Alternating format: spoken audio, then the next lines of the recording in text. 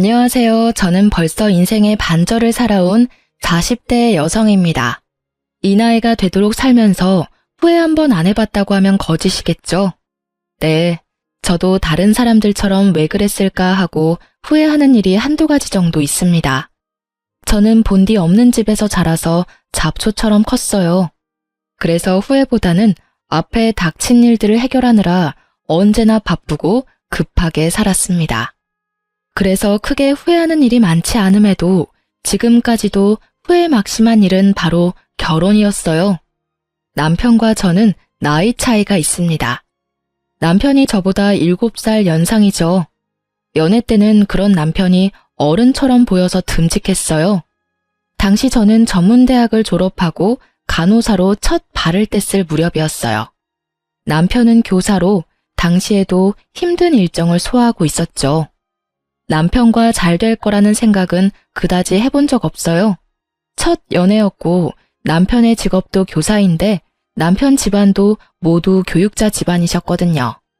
자격지심을 가지려는 건 아니지만 저희 부모님이 호프집을 운영하며 힘들게 살고 계시는 걸 생각하면 어쩐지 저희 둘이 맺어지는 건 힘들겠다라는 생각을 어렴풋이 마음속에 하고 있었던 건지도 몰라요.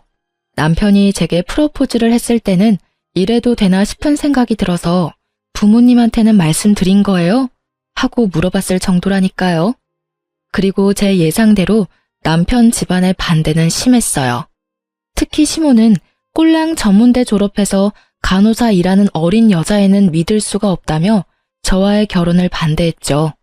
이때 제가 모진 마음 먹고 나도 싫다고 퇴짜놓고 돌아섰더라면 제 인생에 그런 대환장 파티는 일어나지 않았을지도 모르죠.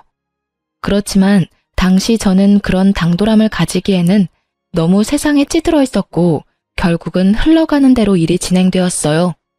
남편은 강경하게 저와의 결혼을 요구했고 결국 그게 시부에 의해 받아들여지면서 결혼까지 하게 된 거였거든요. 결혼이라는 큰 산을 넘고 나니 더 큰 산이 남아있더랬죠. 바로 고부 갈등이라는 거대한 산이었죠. 그런데 당시 집안에는 손위의 동서 형님이 한 분 계셨거든요.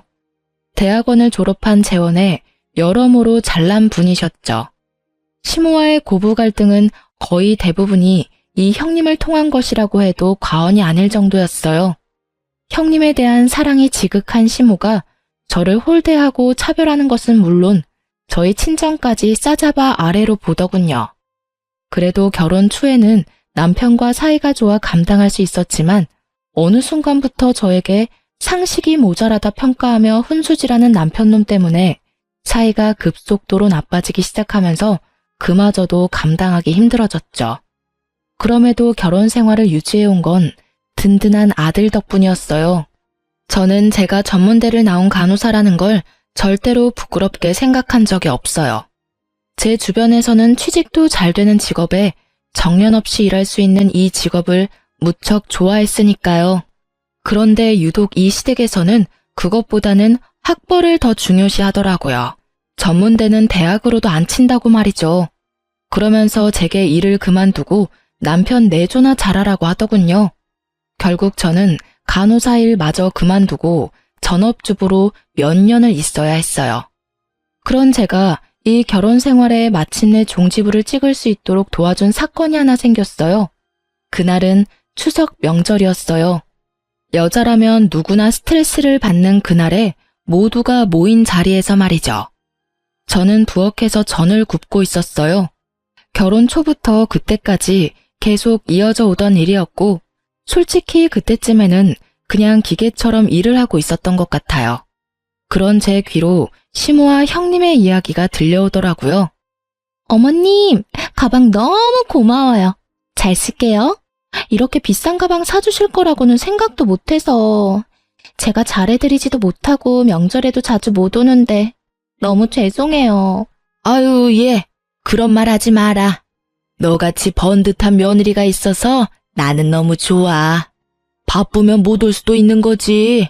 일은 둘째 시키면 되니까 걱정하지 말고 걔야 집에서 놀면서 남편 덕만 보는 애 아니니?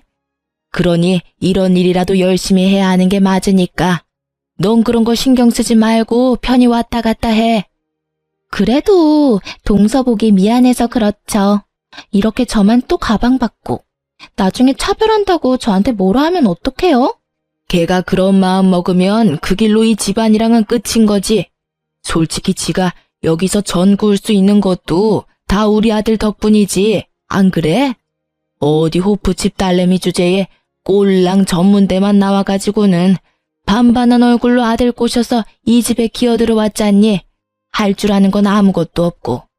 부모가 그 모양이니 애가 제대로 배우는 게 없지. 아유, 내 아들 원망스러운 적은 그때가 처음이자 마지막이었어.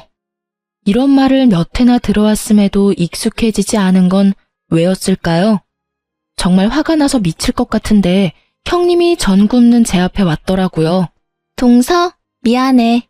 일 많지? 어머님이랑 같이 백화점 가서 장 보고 오느라 늦었지 뭐야. 그러세요? 기름 튀니까 저쪽에 가 계세요. 저는 앞에서 알짱거리는 형님이 보기 싫어 치워버리고 싶었죠. 그런데 이 여자가 무슨 생각인지 시모가 선물한 가방을 이쪽 팔에 끼웠다 저쪽 팔에 끼웠다 하며 제 앞에서 알짱거리더라고요. 딱 보니 그 가방 자랑하고 싶었던 모양이에요. 제가 부러워하는 얼굴 하나 없으니 옆에서 더 왔다 갔다 하더라고요. 저기, 나한테 화난 건 아니지. 난 동서가 전문대 나왔다고 해서 막 차별하고 그런 사람 아니야. 교양 있는 사람이 어떻게 그런 짓을 하겠어? 그런데 동서, 가방 좀 바꿔야겠네. 너무 오래 썼어. 내 가방만큼 좋은 건 아니더라도 동서도 좋은 가방 써야지. 그래도 교사 부인인데 그런 거 쓰고 다니면 다른 사람들이 비웃지 않겠어? 돌려 까는 건지 뒤집어 까는 건지 조잘조잘 아주 하고 싶은 말은 다 하더군요. 가방을 칭찬받고 싶은 건지 칭송을 받고 싶었던 건지는 모르지만 저도 이쯤 되니 한껏 눌려있던 게 폭발했어요. 항상 듣던 말인데도 참을 수 없었던 것은 마지막에 한 말 때문이었어요. 동선의 아들이 엄마 이런 꼴하고 다니는 거 알아봐. 얼마나 부끄럽게 생각하겠어? 이 말이요. 남의 아들을 뭐라고 생각하냐고 소리치려다가 좋은 생각이 났죠. 저는 모른 척하며 팬에 기름을 듬뿍 둘렀어요. 식탁 위에 가스 버너를 올리고 팬을 얹어 전을 굽는 이 집안 특성상 전 구우면서도 상대방과 마주 볼 수 있었거든요. 제 바로 앞에 가방을 들고 서 있는 형님을 향해 커다란 육전을 철벅하고 뒤집었어요. 넉넉한 기름이 큰 면적의 육전과 만나며 순간 기름이 굉장히 절묘하게 형님의 가방을 향해 튀어간 건 제 의도와 딱 맞아 떨어졌죠. 이게 뭐야? 오늘 새로 선물 받은 가방에 기름이... 동서는 이런 단순한 것도 못해서 왜 이런 일을 만들어? 진짜 이걸 어째? 발을 동동 굴리며 귀한 명품 가방 살피는 형님 모습을 보며 저는 최대한 의아한 표정으로 낭창하게 말했죠. 방금 제가 기름 튀니까 저쪽에 가 계시라 했는데 왜 거기 계셨어요? 형님의 큰 소리에 시모와 남편이 무슨 일인가 싶어 부엌까지 달려왔더라고요. 시모는 자신이 사준 가방에 기름이 튄 걸 보더니 노발대발하셨죠. 아니, 이 비싼 가방에 왜 기름을 엎어? 너 자격지심이니? 너한테는 이런 가방 안 사줬다고 이렇게 못되게 구는 거야? 제가 그럴 필요가 뭐 있어요? 항상 하던 거 했고 저는 분명히 형님한테 거기서 그러지 말고 기름 튀니까 저쪽 가 있으라고 했거든요. 그리고 부엌에 누가 가방을 들고 들어와요. 말 안 듣고 제 옆에서 가방 들고 자랑했던 형님한테 왜 거기 있었냐고 묻는 게 상식 아닌가요? 뭐 저야 상식 같은 거 잘 모르잖아요. 기름 범벅에 전 굽느라 고생하는 아랫사람 앞에서 입만 놀리며 가방 자랑만 하는 게 상식이라면 뭐 할 말 없지만요. 뭐? 너 지금 말 다 했니? 어디서 어른한테 따박따박 말댔구야? 이래서 교양 없는 것들은. 우리도 너 같은 애 필요 없어. 아들놈 부탁에 집에 들여놨더니 집안 분란만 만들고. 시모의 그 말들을 중간에 뚝 잘라먹은 저는 제가 하고 싶은 말을 해버렸어요. 그리고 제가 모자란 데다가 혼자서 이거 다 하려니 집중력이 많이 떨어져서 그런데 이런 단순한 거는 뭐든 잘하는 형님이 좀 대신해주세요. 그러면서 형님의 손에 뒤집개를 손에 쥐어줬어요. 학식도 높고 교양도 있으시니까 잘하실 거라 믿어요. 저는 그 말 남기고 앞치마 풀어 식탁 위에 올려두고 제 가방, 제 외투 챙겨서 시댁에서 나와버렸어요. 뭐 거기 있는 사람들 다 저보다 학식 높고 고명하시니 전 하나 굽는 거, 나물 무치는 거 못하겠어요? 그렇게 편안하게 집에 와 있었는데 2시간도 안 돼서 전화가 오더라고요. 예, 너 이렇게 일을 하다 말고 가는 경우가 어딨니? 네가 하던 일은 마저 해야지. 가방 일은 뭘 안 할 테니 와서 일이나 마저 하거라. 어머님, 형님이 저한테 그런 단순한 것도 못한다고 지적하셨으니까 앞으로 그 집에서 할 수 있는 일이 있나 모르겠어요. 저한테 지적한 형님이 저보다는 더 잘할 테니까 믿고 맡겨주세요. 비싼 가방 선물도 받았는데 전 하나 굽는 게 일이겠어요? 그런 거 없이도 죽어라 일만 하다 오는 며느리 별로 귀하지도 않잖아요. 앞으로 댁에 출입 안 할 테니 알아서 하셔요. 저같이 모질이한테 의지할 필요 있나요? 다들 저보다 아는 것도 많고 대단하신데. 너 지금 우리 비꼬는 거야? 너 내가 왜 그렇게 꼬였어? 그럼 오늘만이라도 와서 해. 필요 없다고 하신 분이 어머님이세요. 왜 자꾸 필요 없는 사람을 불러들이세요? 그냥 알아서 하세요. 저는 심드렁하게 말하고 뚝 끊어버렸어요. 솔직히 대들고 싶었던 마음을 삭히고 살아서 그런지 한마디 시원하게 하니 너무 좋더라고요. 그리고 그날 저녁 집으로 시모와 형님이 찾아왔더라고요. 비싼 명품 가방 하나 사들고요. 예, 미안해. 우리가 좀 너무했지? 그래, 너도 일부러 그런 거 아니란 거 잘 알아. 그래, 동서, 미안해. 내가 괜히 부엌에서 왔다 갔다 거리는 바람에 이런 일이 벌어졌는데 내가 동서한테 큰 소리 내서. 왜 이러나 싶었어요. 그런데 나중에 알았죠. 집안에 시끄러운 일 생기는 거 싫어하는 시부께서 분노의 소리를 내지르고 나서야 두 분들이 화들짝 놀라 찾아와 사과하고 있다는 걸요. 시부는 시모와 형님에게도 일하라며 소리를 질렀다고 하더라고요. 그런데 제가 하는 만큼 두 사람이 할 수 있을 리가 없잖아요. 결국 제대로 상도 못 차리자 시부가 열받아서 당장 둘째 데려오라고 했다더라고요. 시부에게 등 떠밀려온 미안한 마음 하나도 없어 보이는 그 얼굴을 보니 토가 나올 것 같았지만 가방은 잘 받아뒀어요. 가방에는 죄가 없으니까요. 그리고 시부도 저를 두둔하기 위해서 그런 거라기보다는 집안에 불씨가 자라나는 걸 두고 볼 수 없어서 화내신 거라 솔직히 시부도 제가 눈에 가시인 건 마찬가지일 거예요. 그들이 진정으로 제게 미안한 마음을 가졌다면 저도 시댁과의 관계를 개선해보려 할 수도 있었겠지만 전혀 그런 모습이 없기에 사무적인 관계로만 지냈어요. 지금 당장 불길은 잡았지만 불씨는 남겨진 그런 상황이었죠. 그런 타다남은 불씨에 다시 불을 지핀 것은 우리의 위대한 형님이셨어요. 형님 아들이 수능을 망치는 바람에 재수생이 됐거든요. 그게 저랑 무슨 관련이 있냐고요? 바로 저와 남편이 서울에 살고 있었거든요. 형님네는 수도권 외곽에 살고 있었고요. 만나자고 연락 왔을 때부터 안 나가고 싶더라니 애들 데리고 나갔는데 형님과 아주버님이 계시더라고요. 왔어? 앉아. 동서, 우리 아들 저번에 수능 점수가 아주 조금 모자라서 원하는 대학 못 갔거든. 학원을 보내려니 우리 집에서는 너무 멀어서 말이야. 혹시 동서네 집에서 애 좀 봐주면 안 될까?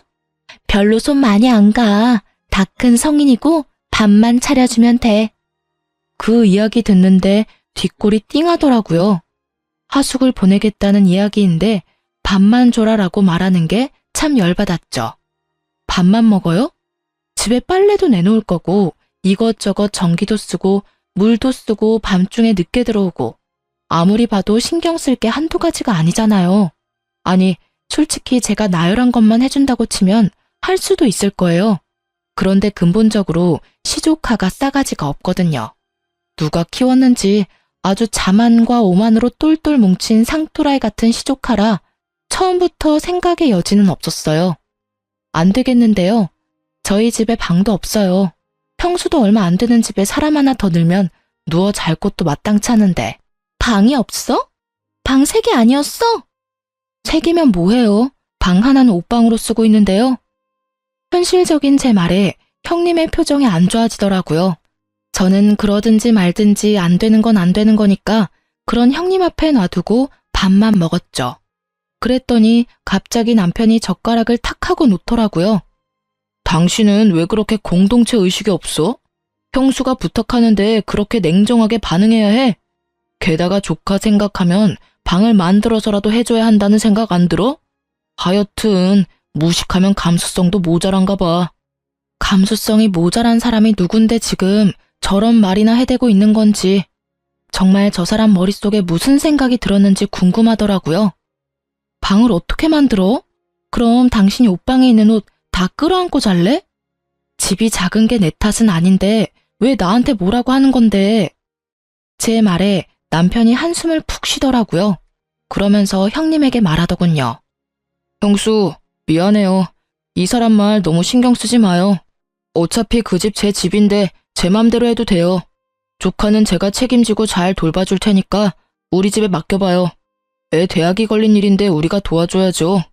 저는 한마디 하려다가 잠자코 있었어요.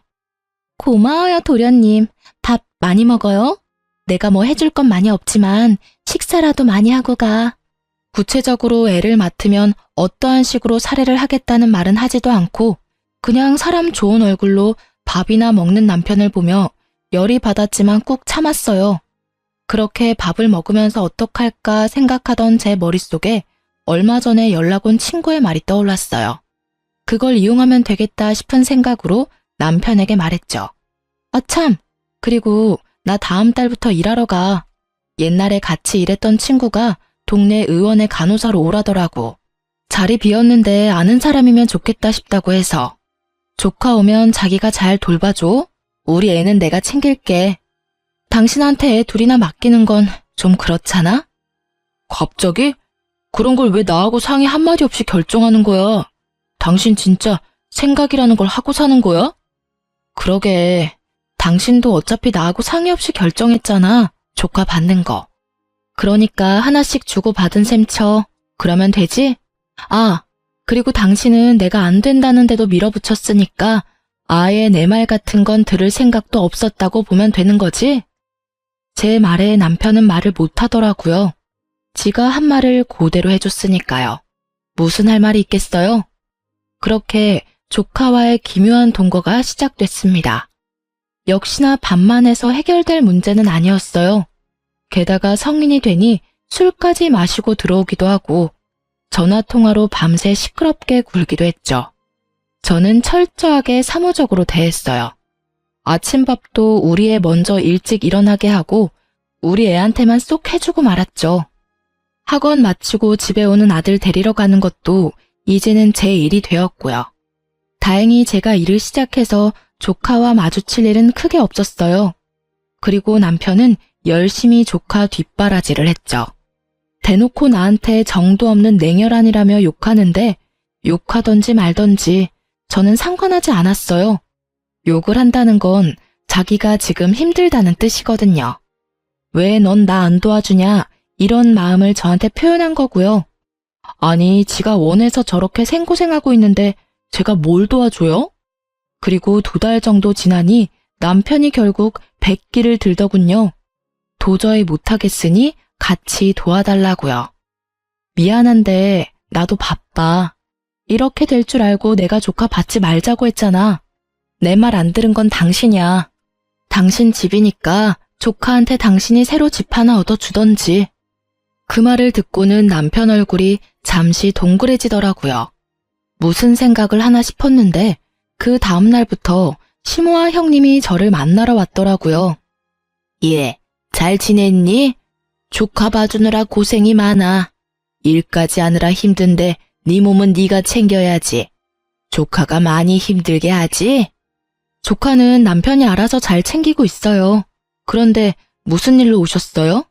다른 건 아니고 동서. 우리 아들 동선의 집에 있으니까 힘들잖아. 여태껏 애 맡겨놓고 우리도 해준 거 없어서 동서 몸보신 좀 시켜주려고 왔지. 나가서 같이 소고기라도 먹자, 응? 왜 이러나 싶었지만 일단 따라갔어요. 그리고 한창 밥 먹고 있으니 남편까지 왔더라고요. 저 사람이 왔으니 본론을 말하겠지 싶었는데 생각지도 못한 주제가 흘러나왔죠. 여보, 당신 앞으로 빌라 하나 있잖아. 그거 혹시 담보대출 받아서 조카 집 전세금으로 지원해주지 않을래? 뜬금없는 그 말에 쉴 새 없이 움직이던 젓가락이 뚝 멈췄어요. 그래, 동서. 우리도 그냥 해달라는 거 아니야. 매달 돈도 좀 줄 거고 나중에 대학만 붙으면 나머지 잔금도 다 돌려줄게. 아무리 생각해도 동선의 집에 계속 있는 건 무리잖아. 우리 애도 힘들어 보이고 동선애도 힘들지. 그래, 내가 가만 보니 그냥 놔두는 거보다는 대출 내서 우리 장손 대학 갈 때까지만이라도 도와주거라. 어차피 그 빌라 네 명이라며? 이런 일에 작은 어머니가 돼서 도움 좀 주면 좋잖아. 저번에 너 집에 못 들이겠다고 해서 우리 장손도 마음에 상처 많이 입었으니까 그거 만회한다고 생각하고 해줘, 응? 그래, 여보. 솔직히 나도 요새 조카 보랴 일하랴 너무 바쁘거든. 아무래도 조카도 혼자 있는 게 더 편해 보이고. 우리 아들도 이제 곧 입시 준비해야 하는데 당신도 신경 쓰이잖아, 그치? 3억이면 돼. 많이 바라지 않아. 딱 3억만 어떻게 안 될까? 저는 들고 있던 젓가락을 식탁 위에 던지듯 내려놓고 식사를 멈췄어요. 남의 재산에 눈독 들이려 알랑방구 끼는 이 사람들 모습에 밥맛이 뚝 떨어지더라고요. 결국 그들의 아양과 아부를 받으며 저희는 집에 돌아왔어요. 대답이 없는 저를 향해 남편이 재촉하더라고요. 아까 내 말 생각해봤어? 담보대출 3억만 받으면 딱 될 것 같은데. 3억이 누구 집 개 이름이야? 지금 나더러 그 빌라 앞으로 대출을 받으라고? 내 새끼도 아닌 남의 새끼 때문에? 당신 진짜 미쳤어? 그게 어떤 건데 그걸 탐내. 우리 부모님 살고 계신 집이거든?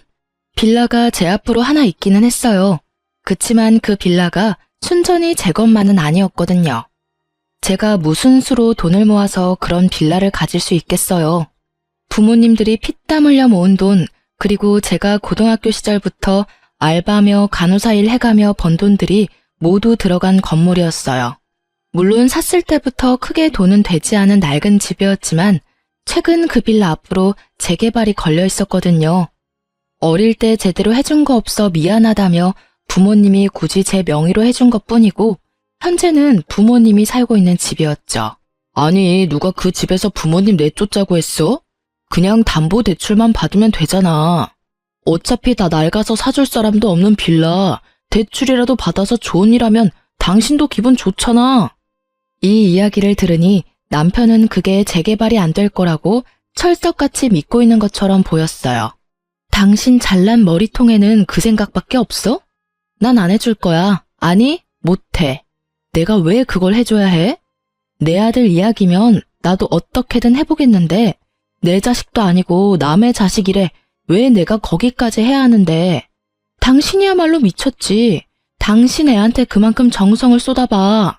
당신 진짜 이렇게 비협조적으로 굴 거야? 좋아. 당신 이러는 거 나도 이제 못 참아. 무식한 여자 데리고 살아줬으면 고맙다고 해도 모자랄 판국에 집안에 화근만 만들고. 직장일 나간다고? 난 허락 못하니까 직장 다니려면 이혼해. 당신이 어디 나 없이 제대로 살 수 있겠어? 내가 왜 못 살아? 나도 이제 직장 생겼고 충분히 혼자서 살 수 있어. 내가 여태껏 너희 집에서 그 수모 당하면서 왜 살았는데 너 때문에 산 줄 아니?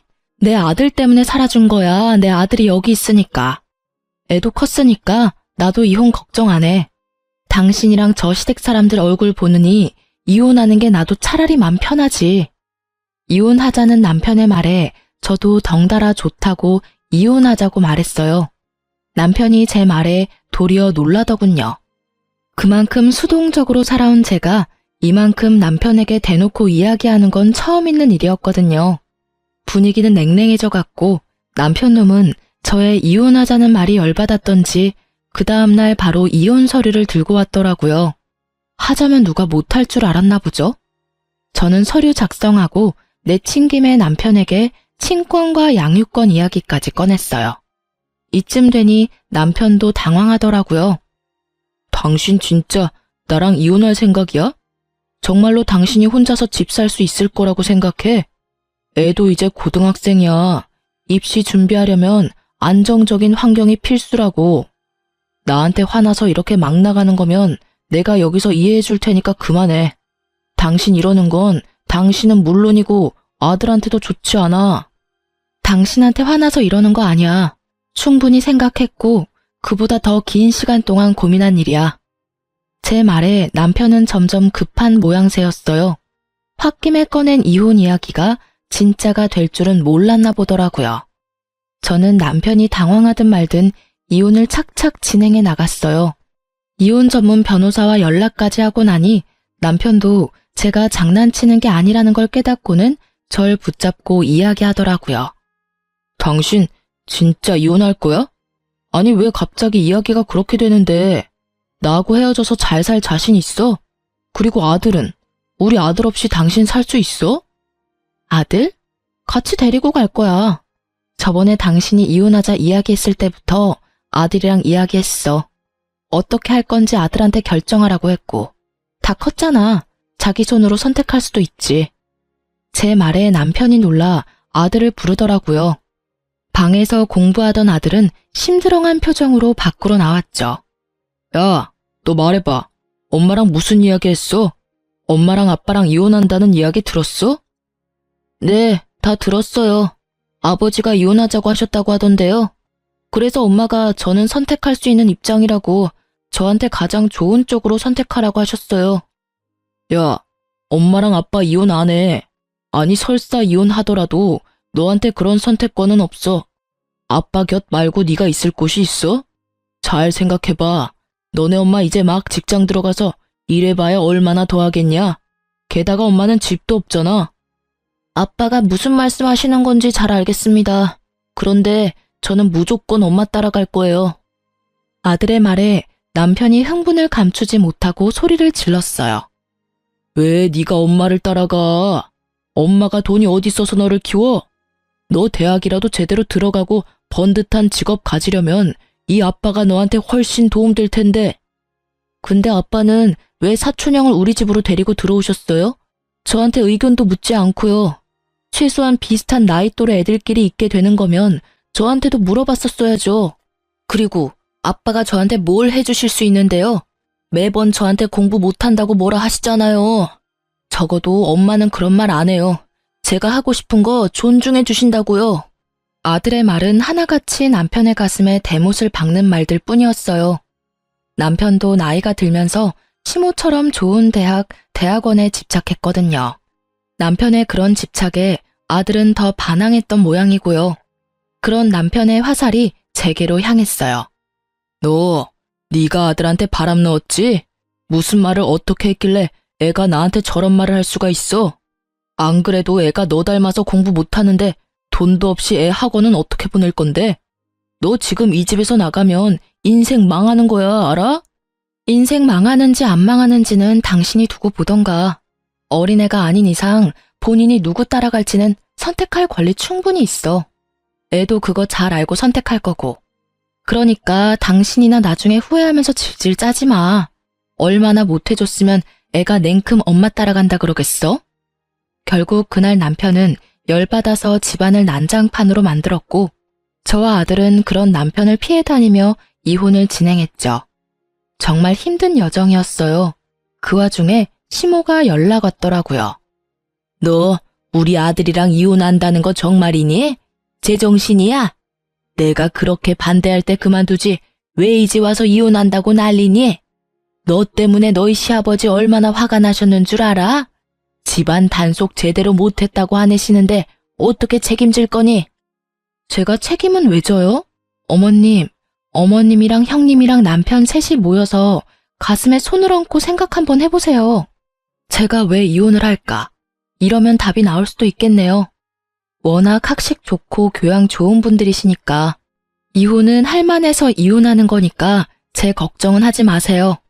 그리고 이혼 이야기도 남편이 먼저 꺼낸 거니까 왜 이혼하냐고 묻고 싶으면 아드님한테 물어보세요.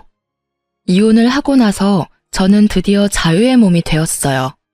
이혼 과정에서 힘든 일도 많았지만 이 해방감이 그 응어리를 다 녹여주더라고요. 마지막으로 전 남편 집에 들어가 저는 제 짐을 모조리 쌌어요. 제 물건은 그다지 많지도 않았고 저 사람과 함께 사용한 물건은 가지고 나오고 싶지도 않았거든요. 그렇게 짐을 싸는데 남편이 한껏 삐딱한 얼굴로 묻더라고요. 당신 진짜 나 없이 잘 살 수 있겠어? 서울에 집 한 채나 구할 수 있겠냐고. 집도 없이 그 허름한 장인어른 빌라로 기어 들어가려고? 거기 가면 애가 얼씨구나 좋다 하겠다, 응? 돈 한 푼 없이 이혼하면서 애까지 데리고 나가다니 누가 들으면 욕해. 아들 인생 망친다고. 누가 돈 한 푼 없이 이혼한대? 나 돈 있어. 당신 모르고 있었구나? 나 이제 곧 다세대 건물 한 채 가진 건물주 되는데 거기 월세로 애 키우는 거야 쉽지.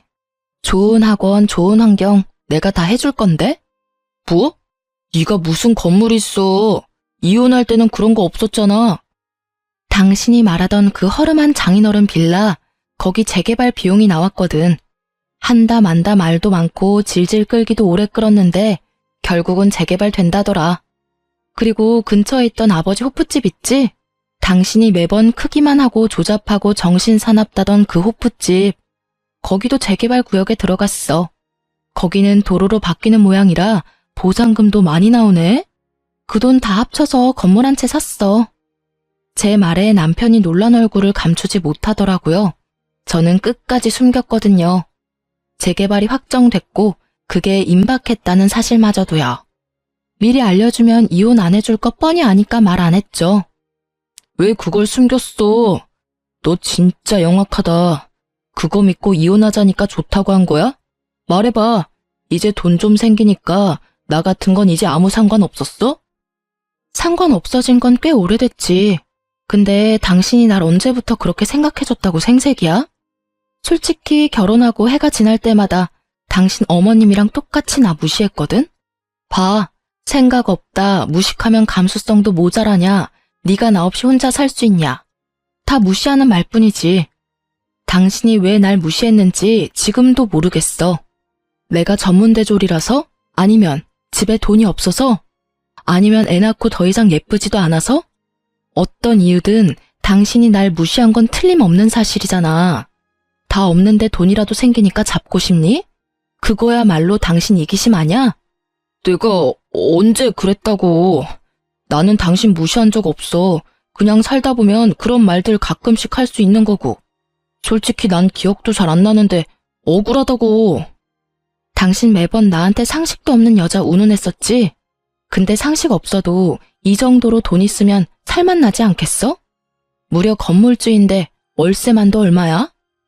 설마 당신 그거 가지고 아들한테 바람 넣었어? 엄마 건물주 된다고? 그것만 가지고 넘어왔겠어? 나는 대신 아들한테 하고 싶은 거 하게 해준다고 했을 뿐이야. 자기 꿈을 펼칠 생각에 너무 즐거워하더라. 당신이 바라는 교사 아들 너무 싫대. 그래서 내가 아들이 진짜로 바라는 걸 주기로 한 거지. 언제나 무시하던 아들이랑 마누라한테 버림받은 기분이 어때? 남편 얼굴 보는데 너무 고소하더라고요. 어찌나 통쾌하던지. 그 일그러진 표정을 사진으로 찍어두고 싶을 만큼요. 그렇게 저는 짐을 다 싸서 아들과 나왔어요. 제가 집 나올 때 시모가 저한테 찾아와서 쌍욕을 다 하고 난리도 아니었어요. 그 점잖고 교양 있으시던 분이 말이죠.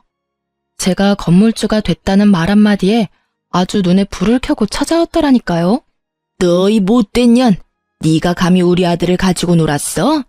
이래서 사람 함부로 집에 들이는 거 아니라고 했는데. 그래, 우리도 너 같은 년 필요 없어. 가족들 힘들 때 도움 줄 생각도 하지 않고 자기 실속만 차리는 너 같은 건 우리 집안에도 필요 없는 사람이야. 그리고 네 아들도 마찬가지야. 공부도 못하는 핏줄 우리 집안에는 필요 없는 짐덩어리야. 나가봐. 너희들이 잘 살 수 있을 것 같지? 너네 여태껏 잘 산 거 다 우리 아들 덕분이야.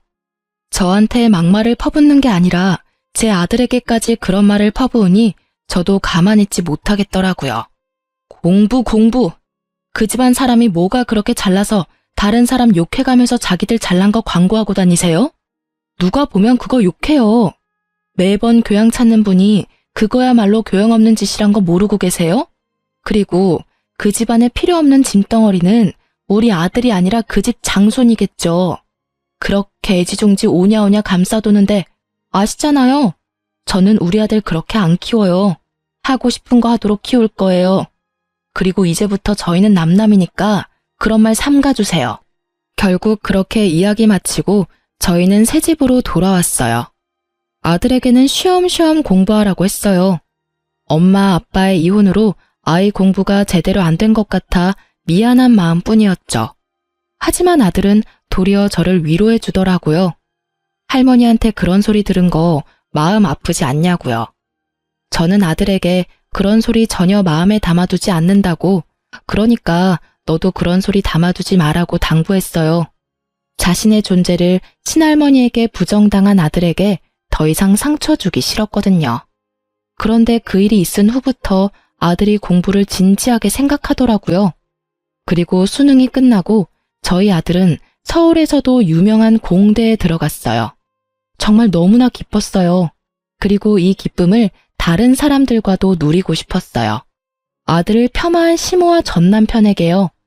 어떻게 연락을 할까 고민 중이었는데 전 남편에게서 연락이 먼저 왔더라고요. 아들 수능은 잘 쳤어. 수능 끝난 지 좀 됐는데 좋은 소식 아닐까봐 연락을 못했네. 아들은 좀 괜찮아?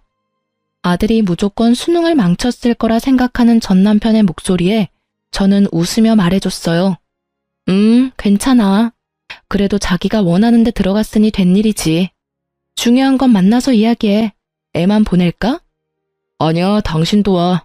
어차피 당신이 애 엄마고 서로 재혼도 안 했는데 편하게 봐. 저는 좋은 구경하겠다 싶어 아들과 함께 오랜만에 전 시댁 식구들과 만나기로 했어요. 그래, 어서 와라. 너 수능은 잘 쳤냐?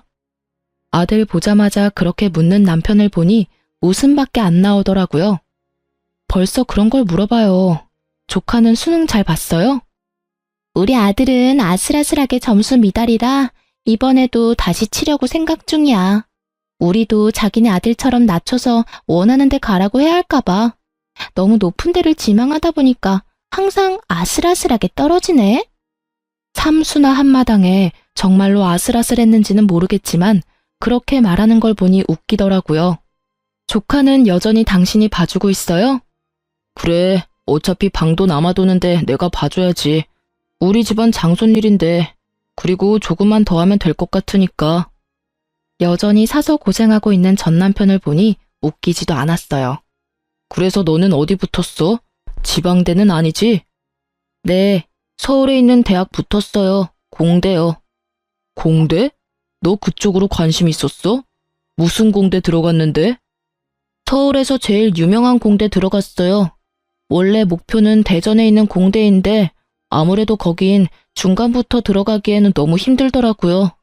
그래서 차선으로 봐뒀던 곳으로 들어갔죠.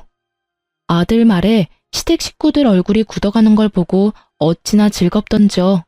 니들이 그렇게 무시하던 내 아들이 이 정도로 대단하다는 걸 보여주고 나니 정말 묵은 채증이 다 내려가는 것 같더라고요. 그러니까요. 원하던 곳에 못 들어가서 얼마나 속상해하는지. 거기도 좋은 곳이라고 이야기하긴 했는데 제 나름대로는 열심히 해서 그런지 아쉬움이 많더라고요. 네가 진짜 거길 들어갔어? 정말로? 못 믿는 것도 당연하죠. 저는 아들 수능 점수표를 가지고 와서 보여줬어요. 그걸 보는 남편 얼굴이 활짝 피었다가 다시 어두워졌다를 반복하더라고요. 그럴 수밖에요. 그렇게 머리 나쁘다고 욕한 아들 녀석이 좋은 대학에 들어가서 기분은 좋은데 그 아들이 온전히 자기 자식은 아니라는 생각이 들었을 테니까요. 형님은 아예 입도 떼지 않고 테이블만 쳐다보고 있더라고요. 예, 네가 진짜 우리 집안 핏줄이구나. 세상에 이렇게 잘난 손주를. 예, 안 되겠다. 손주 다시 데려와야겠어. 우리 집안에 이렇게 머리 좋은 애가 어디 다시 나오겠니? 데려가고 말고 할 것도 없어요. 아들이 이제 성인인데 본인이 알아서 행동하겠죠. 그 집안에 다시 가고 싶으면 가고 싶다고 할 거고, 저는 아들이 전 남편 만나고 싶다고 하면 말리지는 않을 거예요. 제 말에 시댁에서는 얼굴에 화색이 돌더라고요. 아들을 데려올 수 있겠다 싶었나 봐요. 그런데 아들이 거기서 시모를 보더니 한마디 던지더라고요. 근데 할머니, 저 이 집에 필요 없는 짐덩어리라면서요. 근데 제가 왜 이 집에 다시 돌아와야 돼요? 저는 엄마랑 계속 같이 살 거예요. 그리고 고맙습니다.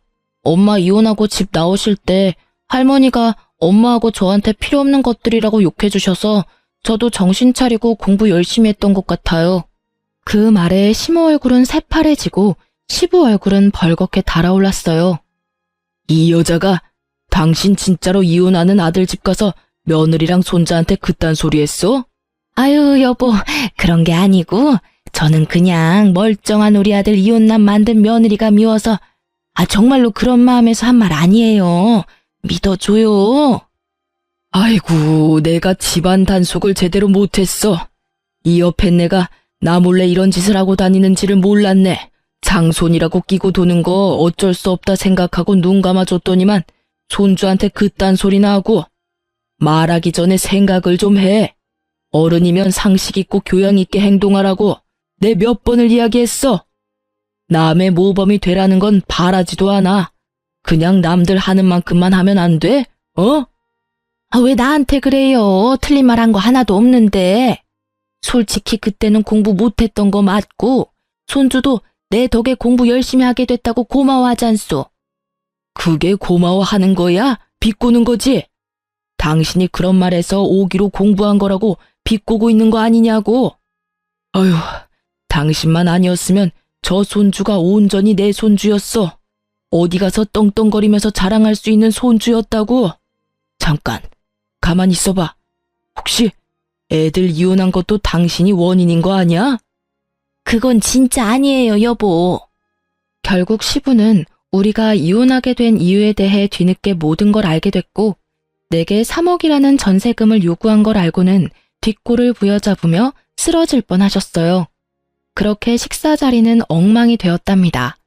그러나 제 기분은 너무 좋았죠. 그렇게 정말로 이혼의 종지부를 찍게 된 저는 여전히 아들과 잘 살고 있어요. 대학을 다니는 아들은 여전히 제게 잘하는 효자로 컸고요. 그리고 저는 뒤늦게 간호사로 일하며 돈 버는 즐거움을 느끼고 있어요. 집안에서 쓴소리 들으며 남편만 기다리던 제가 아니라 일을 하면서 꾸미고 수다 떠는 제가 지금 너무 좋거든요. 이 글을 쓰면서도 그때의 기억은 지금의 저를 괴롭히지만 그것이 저의 마음을 지배하고 있지는 않아요. 그때는 정말 그들의 모든 말들과 행동이 저를 지배하고 얽매고 있다고 느꼈거든요. 재혼은 할 생각 없고 이대로 아들 장가가는 거나 보고 친구들과 동료들과 즐거운 시간 많이 보낼 거예요. 지금도 그렇게 지내고 있는 중이고요. 글 읽어주신 분들에게 감사의 마음을 전하며 저는 또 일하러 가봅니다. 모두들 즐거운 하루 보내세요.